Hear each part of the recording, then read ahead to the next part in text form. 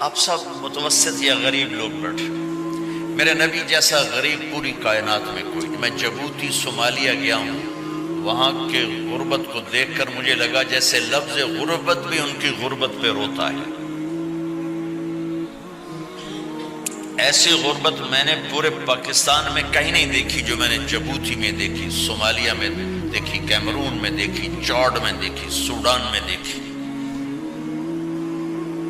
24 گھنٹے میں ایک دفعہ بھی کھانا نصیب نہیں۔ ہمارا غریب سے غریب آدمی 24 گھنٹے میں چولہا جلا بیٹھتا ہے، لیکن میرے نبی پر جو غربت آئی، کوئی ہے پوری دنیا میں تو اللہ نے مجھے پھرائی ہے جس کے گھر میں 2 مہینے چولہا نہ جلتا ہو۔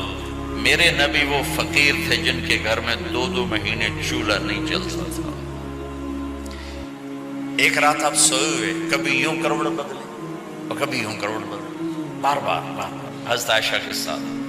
تو تھوڑی دیر کے بعد آپ تھوڑا سا آگے ہوئے اور چارپائی کی جو لکڑی ہوتی جس پر بان بنا ہوتا ہے، اس پہ پیٹ کو یوں فکس کر کے اور نیچے لٹک گیا، تھوڑا آدھا نیچے لٹک۔ فَكَانَ قَابَ قَوْسَيْنِ أَوْ أَدْنَىٰ۔ واہ واہ واہ، کیا مقام ہے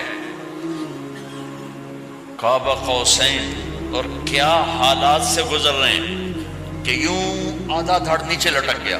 ام عائشہ اٹھ کے بیٹھ گئی، یا رسول اللہ خیریت کیوں؟ آپ اٹھ کے بیٹھے، کہا عائشہ بھوک بہت لگی، بھوک بہت لگی، اس لیے پریشر دیا تاکہ وہ جو بھوک کی طلب ہے نا میدے میں، اس کو پریس کیا، اس لیے پتھر باندھتے تھے کہ وہ پیچھے چلا جائے۔ آپ مسجد میں تشریف فرما تھے، ایک صحابی نہ کر کہ یا رسول یہ دیکھیں کپڑا ہٹایا، یہ دیکھیں میں نے پیٹ پہ پتھر باندھا۔ جن کے لیے کائنات بنائی، جنہیں اپنا حبیب کہا، جن کے چہرے کی قسمیں اٹھائیں، والضحیٰ، جن کی زلفوں کی قسمیں اٹھائیں، واللیل اذا سجا، جن کے منہ سے نکلے بول کی قسم اٹھائی، وقیلہ، جن کے کتاب کی قسم اٹھائی، والقرآن المجید، جن کے شہر کی قسم اٹھائی، وہذا البلد الامین۔ اتنی بڑی ہستی، آپ نے کہا ذرا ادھر دیکھو، آپ نے پیٹ سے کپڑا ہٹایا تو آپ نے 2 پتھر باندھے، دیکھو میں نے 2 باندھے۔ کوئی ایسا فقیر ہے دنیا میں؟ دکھاؤ۔ عائشہ بھوک بہت لگی تو اللہ کے تو حضرت عائشہ رونے لگی کہ یا رسول اللہ پھر آپ اللہ سے مانگتے کیوں؟ کہ عائشہ نہیں مانگوں گا، اسی بھوک میں اللہ سے ملاقات کر، نہیں مانگوں۔ مجھ سے پہلے میرے جو بھائی آئے انبیاء، وہ اسی فقر میں گئے، میں بھی اس فقر میں جاؤں گا۔ اپنے گھر میں یہ دکھ رکھا،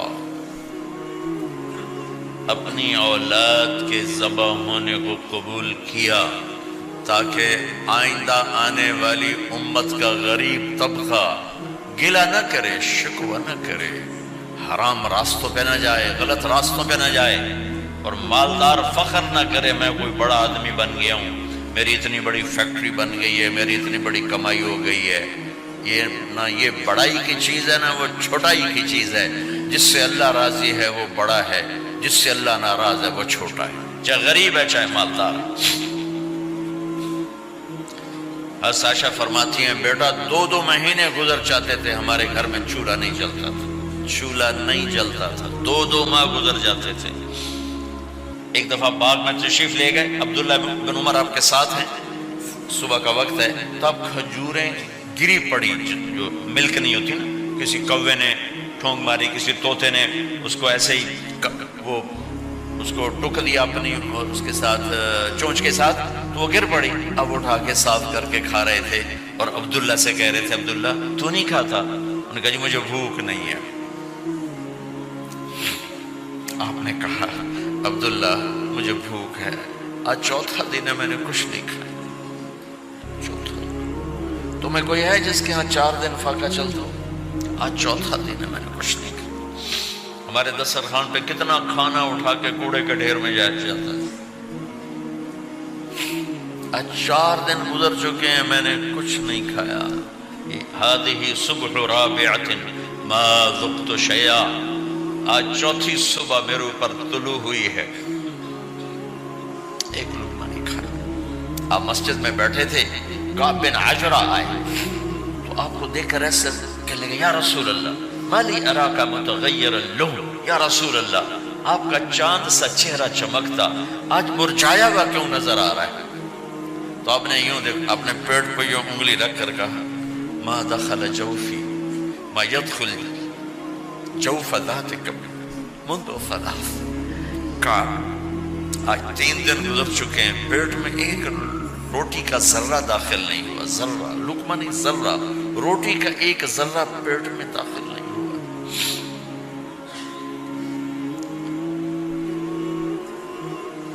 اور اتنی بڑی رسالت، اتنی بڑی نبوت،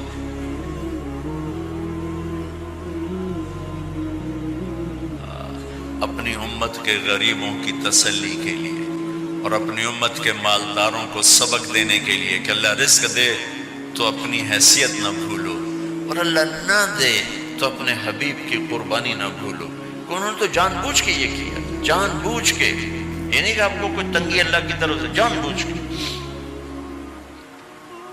اور سارے گھر کا یہ حال ہے۔ حضرت فاطمہ رضی اللہ تعالیٰ عنہ سے ملنے گئے، کہا بیٹے میں اندر آ جاؤں، میرے ساتھ عمران بھی ہیں، ایک صحابی تھے عرب سردار، میرے ساتھ عمران بھی ہیں۔ کہا ابا جان میرے گھر میں اتنی چادر نہیں کہ اپنے آپ کو چھپا سکوں، پردہ کرنے کے لیے میرے پاس چادر کوئی نہیں، تو آپ نے اپنی چادر اندر دے دی، کہا اس سے پردہ کر لیں، تو لپیٹ لی۔ اب اندر آئے تو آپ نے پوچھا میں نے سنا تھا تو بیمار ہے، میں ذرا حال پوچھنے آیا ہوں۔ تو باپ کو دیکھ کے آنسو نکل آئے کہ یا رسول اللہ بیماری بھی ہے اور بھوک بھی ہے، دونوں ہی ہیں، صرف بیماری نہیں بھوک بھی ہے۔ بڑے بڑے مصیبتوں سے لڑ جانے والے ماتھے پہ کبھی بل نہ آیا، بیٹی کے آنسوں نے پگھلا بھی دیا اور رلا بھی دیا، آپ بھی رو پڑے، آپ بھی رو پڑے۔ پھر کہا میری بیٹی نہ رو، والذی بعث اباک بالحق ما ذقت من 3 ایام طواقا، آج 3 دن ہے میں نے ایک لقمہ نہیں کھایا میں تیرے ساتھ۔ اور میری بیٹی میں تمہیں بتاؤں، میرے رب نے مجھے کہا تھا میرے حبیب اگر آپ چاہیں تو احد پہاڑ سونا بنا دو، 10 میل لمبا چوڑا ہے احد پہاڑ، 10 میل، میں احد پہاڑ سونا بنا دوں آپ کی خدمت میں پیش کروں؟ تو میں نے کہا نہیں یا اللہ مجھے نہیں چاہیے، میں ایک دن بھوکا رہوں گا، ایک دن کھانا کھاؤں گا۔ پھر فرمایا بیٹی کیا تجھے یہ عزت کافی نہیں ہے کہ اللہ نے تجھے جنت کی عورتوں کا سردار بنا دیا؟ یہ سرداری سونے چاندی میں تل کے نہیں ملی، ہوئے ہوئے ہوئے قربان جاؤں۔ بھائیو اب سب ماشاءاللہ نوجوان نظر آ رہے ہو، تھوڑا وقت نکال کے اگر آپ پڑھے ہوئے ہو اپنے نبی کی زندگی پڑھا کرو، اپنے نبی کی زندگی پڑھا کرو، بڑا ایمان بھی بنے گا، حوصلہ بھی ملے گا۔ آپ حسن حسین کو کہتے تھے میری آنکھوں کی ٹھنڈک، میرے جگر کے ٹکڑے، میرے سینے کی ٹھنڈک، میرے لاڈلے، جنت کے چاند، جنت کے سردار، میرے 2 پھول، یہ سارے الفاظ حسن حسین کے لیے ہیں۔ اور ان کے بھوک کی وجہ سے رونے کی آواز سنتے تھے اور تڑپتے تھے، لیکن روٹی نہیں مانگی ان کے لیے، روٹی نہیں مانگی، کہ اپنی امت کے غریبوں کو تسلی دینی تھی کہ اگر میں فقیر بن کے جا رہا ہوں تو تمہارے اوپر بھی امتحان ہے، چند دن برداشت کرو۔ آپ نے فرمایا سب سے پہلے میں جنت میں داخل ہوں گا، سارے نبیوں پر جنت حرام ہے جب تک میں نہ چلا جاؤں، اور ساری امتوں پر جنت حرام ہے جب تک میری امت نہ چلی جائے، سب سے پہلے میں جنت میں داخل ہوں گا۔ وما یا فقراء المؤمنین، اور میرے ساتھ میری امت کے غریب لوگوں، میرے ساتھ میری امت کے غریب لوگ میرے ساتھ پہلے داخل ہوں گے۔ حضرت فاطمہ کے گھر میں فاقہ حد سے بڑھ گیا تو حضرت علی نے فرمایا کہ جاؤ اللہ کے نبی سے کچھ تو مانگ کے آؤ، کچھ تو پیٹ میں جائے۔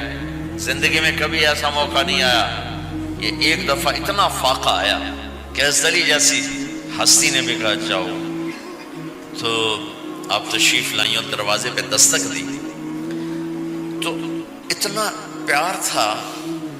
جب حضرت فاطمہ گھر میں داخل ہوتی، اللہ نے ہمیں اولاد کے ساتھ کیا سلوک کرنا ہے اللہ نے ہمیں اپنے نبی سے یہ بھی سکھایا. حضرت فاطمہ جب بھی گھر میں آتی، اور ساتھ ہی تو گھر تھا، دیوار سے دیوار ملی تھی، روز کا آنا جانا تھا، تو میرے نبی بیٹھے نہیں رہتے تھے، آؤ فاطمہ کیا حال ہے، کھڑے ہو جاتے اور تیزی سے آگے بڑھتے.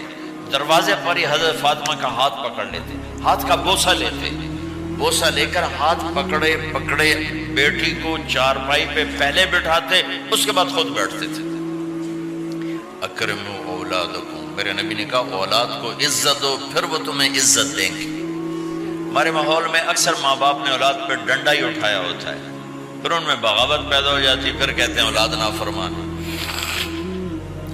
آپ نے دستک دی تو کہنے لگے یہ تو فاطمہ کی دستک ہے، خیر تو ہے، پہلے تو کبھی اس وقت میں آئی نہیں. تو آپ نے ام ایمن سے کہا دروازہ کھولو. ام ایمن نے دروازہ کھولا تو آپ نے استقبال کیا، بٹھایا، پوچھا بیٹی کیا ہوا، اس وقت میں کیسے آئیں؟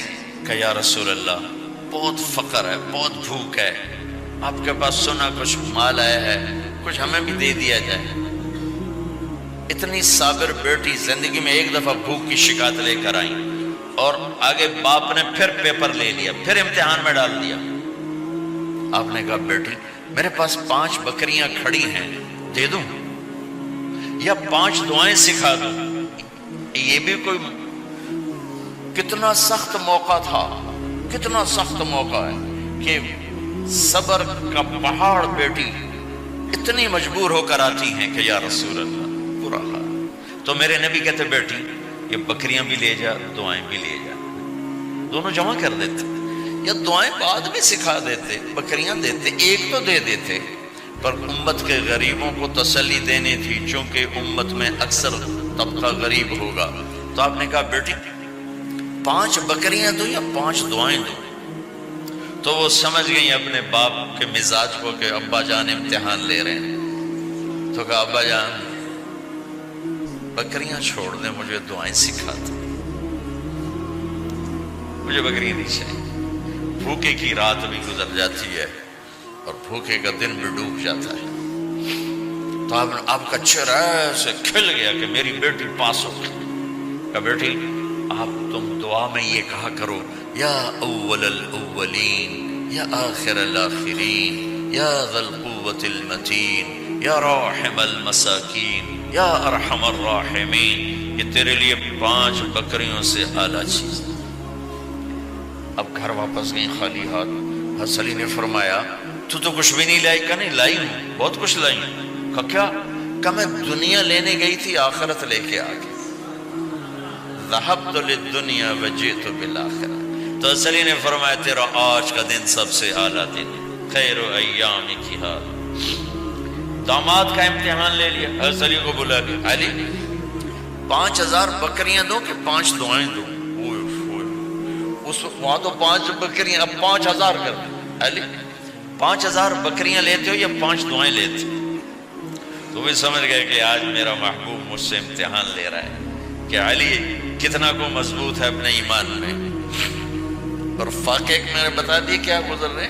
آدمی اپنی بھوک سہ لیتا ہے، اولاد کا رونا برداشت نہیں ہوتا ہے.